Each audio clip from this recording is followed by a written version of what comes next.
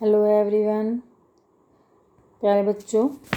आज हम पढ़ रहे हैं क्लास 11th का ऑर्गेनिक केमिस्ट्री का पोर्शन, चैप्टर नंबर 12, जो कि आपका सेकंड बुक में दिया गया है। एनसीईआरटी की जो सेकंड बुक है आपकी, उसके अंदर चैप्टर नंबर 12 ऑर्गेनिक केमिस्ट्री से रिलेटेड है।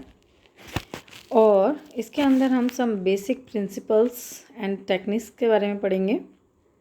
जो ऑर्गेनिक कंपाउंड्स हैं और ऑर्गेनिक केमिस्ट्री है, वो कहाँ से आती है, किस तरीके से कंपाउंड्स बनते हैं, और कौन कौन से जो कंपाउंड्स हैं उनके नोमेनक्लेचर्स क्या हैं, सम बेसिक प्रिंसिपल्स क्या हैं, जो रिएक्शंस होती हैं वो किस तरीके से होती हैं, रिएक्शन मैकेनिज़्म क्या होती है, इन सब के बारे में हमें इस चैप्टर में पढ़ना है। इससे पहले मैं आपको ये बताना चाहूँगी कि जो बच्चे अभी नए जुड़े हैं, जितने भी बच्चे जो हमारे नए जुड़े हैं, जिनके पास पिछला वाला सिलेबस अभी नहीं पहुँचा है, तो डोंट वरी, अभी आप लोग इस चैप्टर से शुरुआत करो। This is your first chapter. तो आप यहाँ से आप शुरुआत करो, इसके बाद में जो आपका पिछला होगा उसको हम रिवाइज कर देंगे, ओके। लेकिन यहाँ से आप कंटिन्यूअस अपनी स्टडी रेगुलर रखोगे। एंड सभी बच्चे जितने भी हैं आगे से इस चैप्टर के बाद में रेगुलर अपना नोट्स वगैरह बनाओगे, ओके। तो हम लोग पढ़ते हैं ऑर्गेनिक केमिस्ट्री के बारे में। What is the organic chemistry? As you know, this is the from part 2 of NCERT book.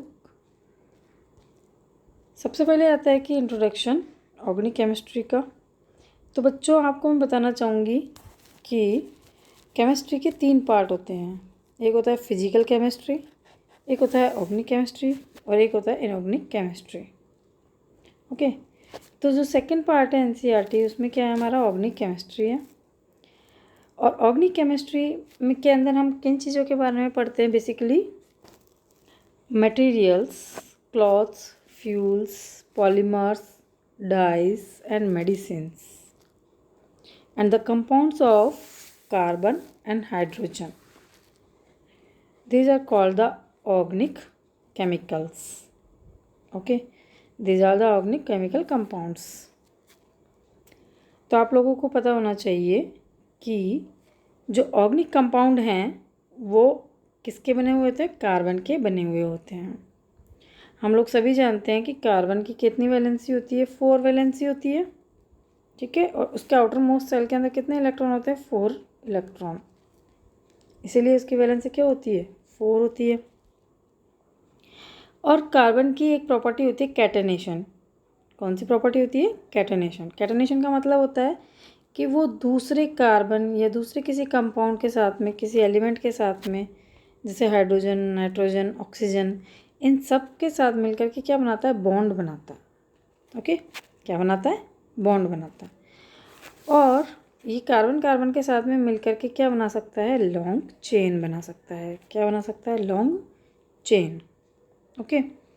तो ये जो कार्बन की चेन है, इन कार्बन की chains 100, thousands and so on, millions तक हो सकती हैं, ठीक है। तो ये जो कार्बन चेन है, ये ही बेसिकली क्या होते हैं? ऑर्गेनिक कंपाउंड्स बनाते हैं। ऑर्गेनिक कंपाउंड्स के लिए ये भी खास बात है कि कार्बन और हाइड्रोजन की बॉन्डिंग भी होना ज़रूरी है, ठीक है।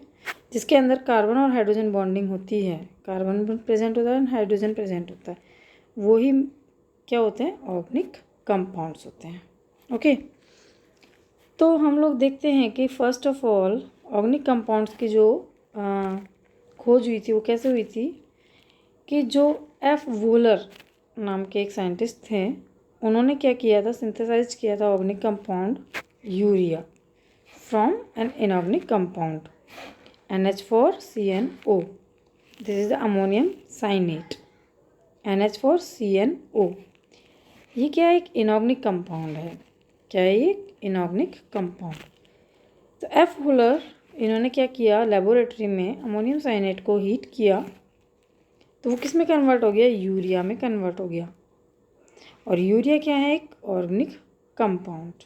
ठीक है, तो इस थ्योरी से ये मालूम हुआ कि ऑर्गेनिक कंपाउंड्स को हम लेबोरेटरीज में भी बना सकते हैं। ठीक है, मतलब कि ऑर्गेनिक कंपाउंड्स हैं उनको हम लेबोरेटरीज में भी प्रोड्यूस कर सकते हैं। ओके, तो ये फर्स्ट थ्योरी थी, हुलर ने दी थी। इसके बाद में आते हैं हम लोग structural representation of organic compounds. Means जो भी ऑर्गेनिक कंपाउंड्स हैं, जैसे कि आप डेली लाइफ में देखते हो, डेली यूजेस में देखते हो कि जो मेडिसिन्स होती हैं उनमें क्या होता है, ऑर्गेनिक कंपाउंड्स होते हैं, कार्बन के कंपाउंड्स होते हैं। हमारी बॉडी के अंदर, हमारे टिश्यूज़ के अंदर, हमारे हेयर्स, नेल्स, स्किन, इन सब के अंदर भी क्या होते हैं, ऑर्गेनिक कंपाउंड्स होते हैं, कार्बन की चेन्स होती हैं।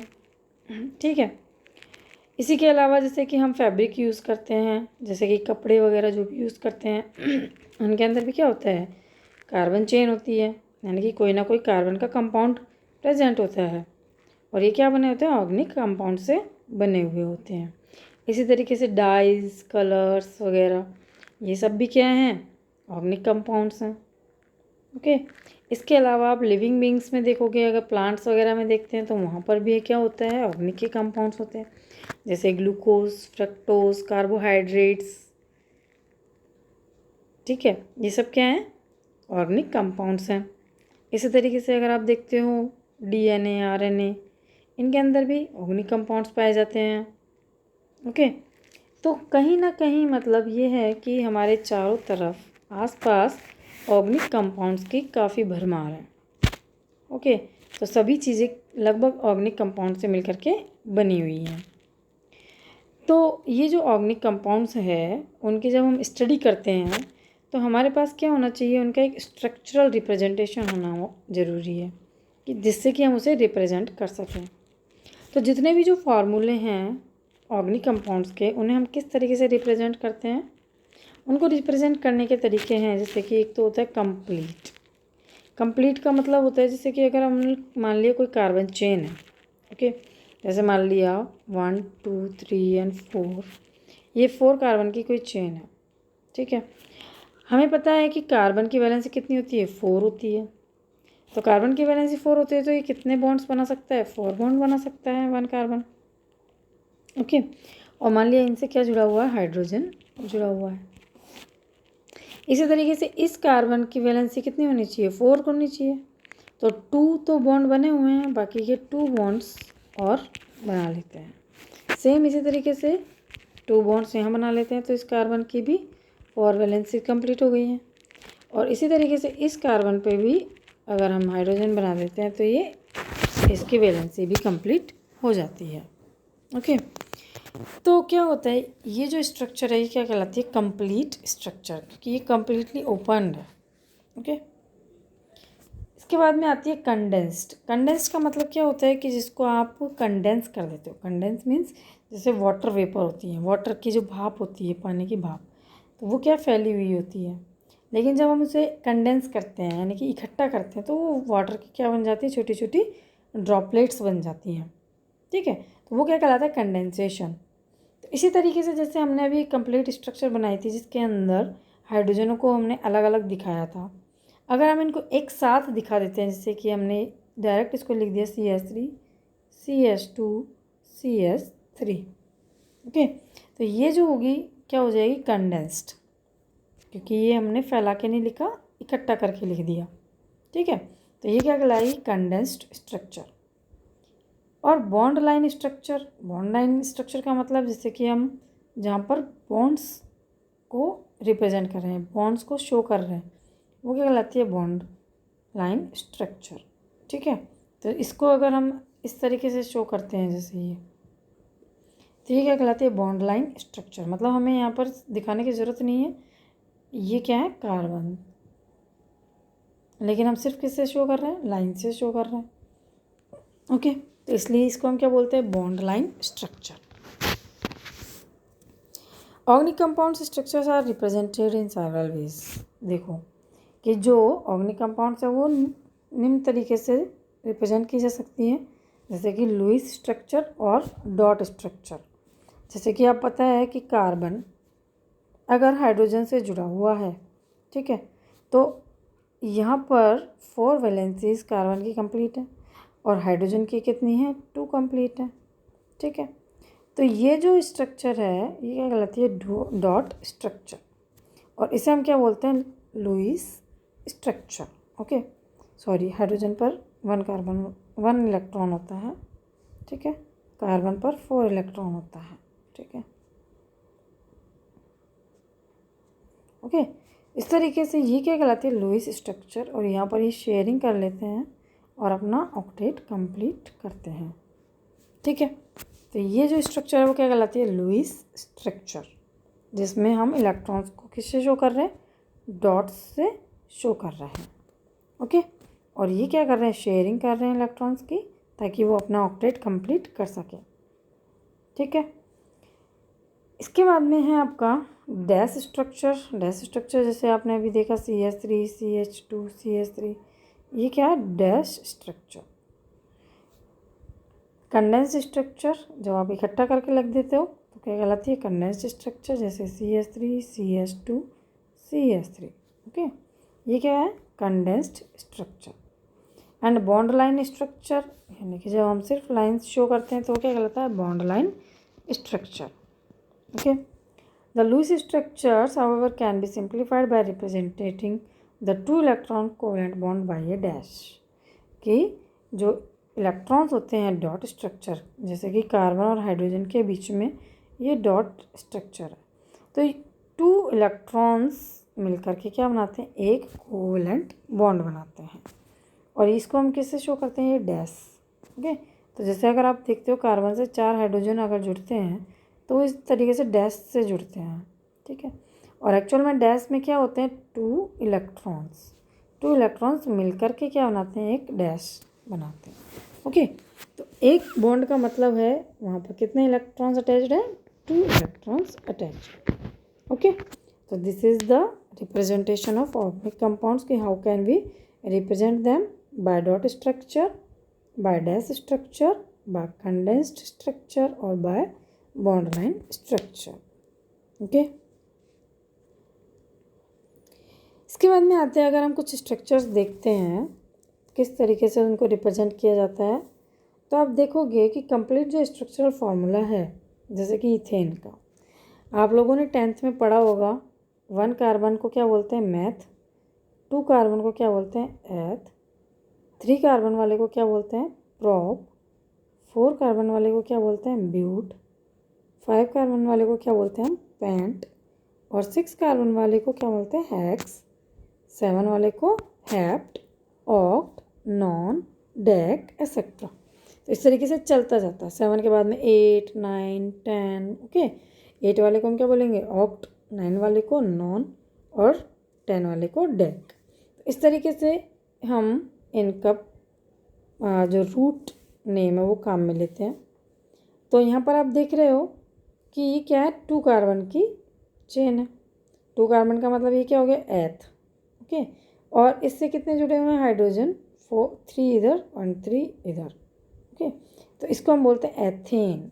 क्या बोलते हैं, एथेन, ठीक है। इसी तरीके से अगर डबल बॉन्ड आ जाता है 2 कार्बन के बीच में तो हम उसको बोलेंगे एथीन।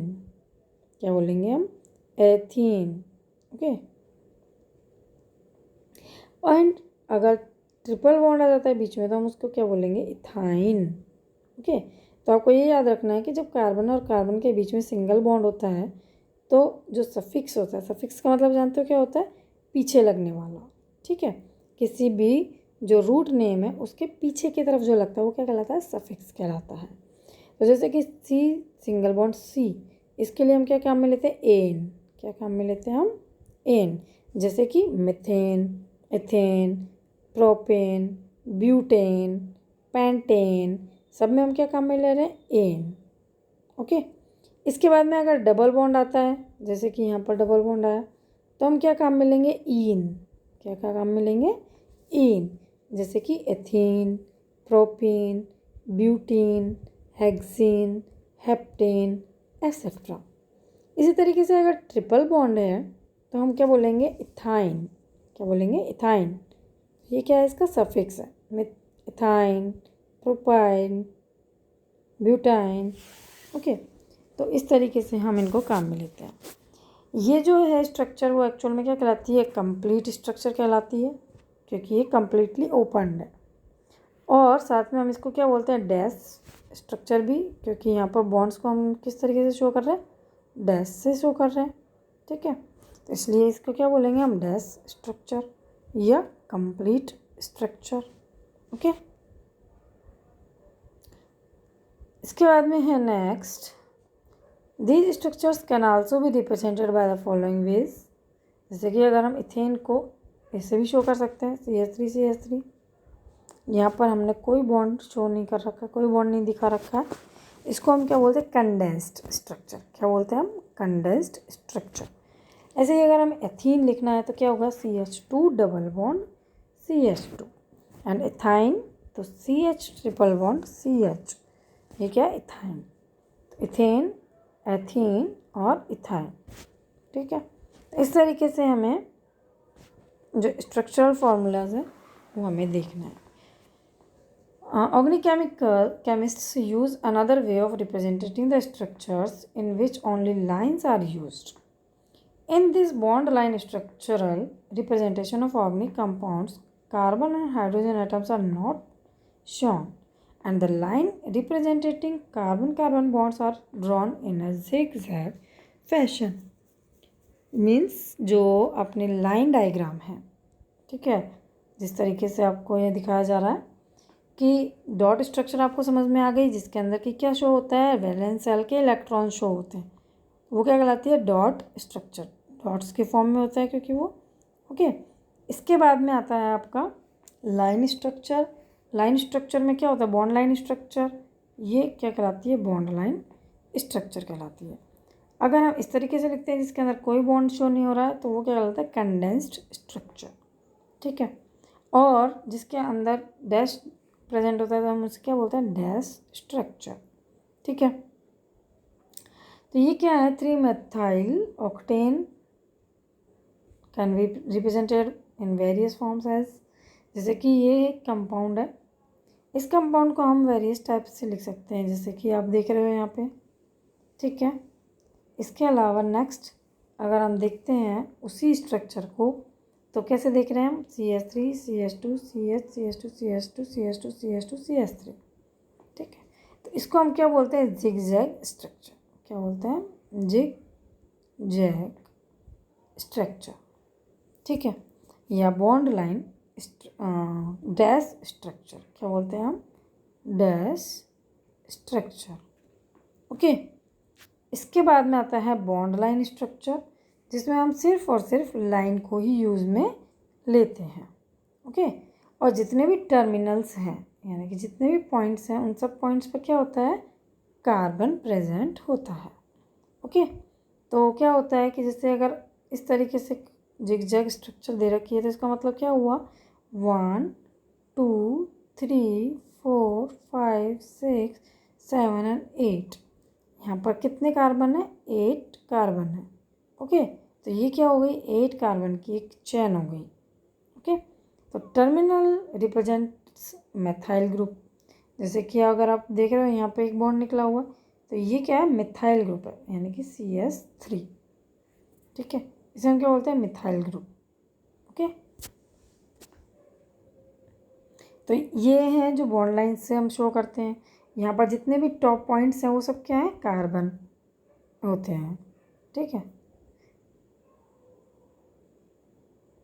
इसके बाद में आपका आता है जैसे कि क्वेश्चन है कि रिप्रेजेंटेटिंग 2-ब्रोमोब्यूटेन। ये क्या है, 2-ब्रोमोब्यूटेन। अब ये 2-ब्रोमोब्यूटेन कैसे आया ये मैं अभी आपको बता दूंगी, ये आपको अभी समझाऊंगी IUPAC नोमेनक्लेचर के अंदर। ठीक है, तो 2-ब्रोमोब्यूटेन जब हम इसकी स्ट्रक्चर लिखते हैं तो इस तरीके से आता है। ठीक है, तो CH3 CH Br CH2 CH3 या CH3 CH Br CH2 CH3, दोनों का मतलब एक ही है। ठीक है, CH3 CH Br यहाँ पर जुड़ा हुआ है then CH2 and then CH3। ठीक है, तो इस तरीके से अलग अलग तरीके से रिप्रेजेंटेशन होता है। इसको हम क्या बोलेंगे, कंडेंस्ड स्ट्रक्चर। ये क्या होगा, डैश स्ट्रक्चर। और ये क्या होगा, line structure, bond line structure. Okay, तो ये तीनों टाइप्स हो गए आपके, condensed, dash and line structure. ठीक है, इसके बाद में आते हैं आपके इन cyclic compounds. The bond line formulas में बी गिवन एज फॉलोज। जैसे अगर हम लाइन स्ट्रक्चर की बात करें साइक्लिक कंपाउंड्स में, तो ये क्या है, एक साइक्लिक कंपाउंड है जो कि कम्प्लीटली क्या हुआ है, जुड़ा हुआ है और एक साइकिल फॉर्मेशन करता है। ठीक है, तो ट्राइंगल जो कि क्या है, सबसे छोटा साइज है। ओके, तो ये क्या कहलाता है, साइक्लोप्रोपेन। क्योंकि प्रोपेन क्यों कहलाया, क्योंकि 1 2 एंड 3 कितने कार्बन हुए, 3 कार्बन, 1 2 3। ठीक है, तो ये 3 कार्बन्स हैं, इसलिए हम इसको क्या बोलते हैं, साइक्लोप्रोपेन। 3 कार्बन वाला इसलिए क्या बोलेंगे, प्रोपेन। और साइक्लिक स्ट्रक्चर इसलिए हम क्या बोलेंगे, इसको साइक्लोप्रोपेन। इसी तरीके से आप देखते हो ये 5 कार्बन की चेन है। ठीक है, इसको हम क्या बोलेंगे, इस तरीके से भी शो कर सकते हैं, जैसे कि आप यहाँ पे देख रहे हो कि जितने भी ये पॉइंट्स हैं यहाँ पर सब क्या है, कार्बन। ठीक है, ये क्या बनाता है, साइक्लोपेंटेन। इसी तरीके से ये क्या हुआ, साइक्लोहेक्सेन। ठीक है, और साथ में इसमें क्लोरीन जुड़ा हुआ है, इसलिए हम क्या बोल रहे हैं इसको, क्लोरोसाइक्लोहेक्सेन। ठीक है, तो ये आपके स्ट्रक्चर्स हो जाती हैं कि आप किस किस तरीके से किसी भी कंपाउंड को रिप्रेजेंट कर सकते हो। ओके, इसके बाद में नेक्स्ट आता है 3 dimensional representation of organic molecules, यानी कि 3D डायमेंशनल कैसी होती है, किस तरीके से हमें उसे रिप्रेजेंट करना है, ये हम नेक्स्ट वीडियो में पढ़ेंगे। Okay, thank you.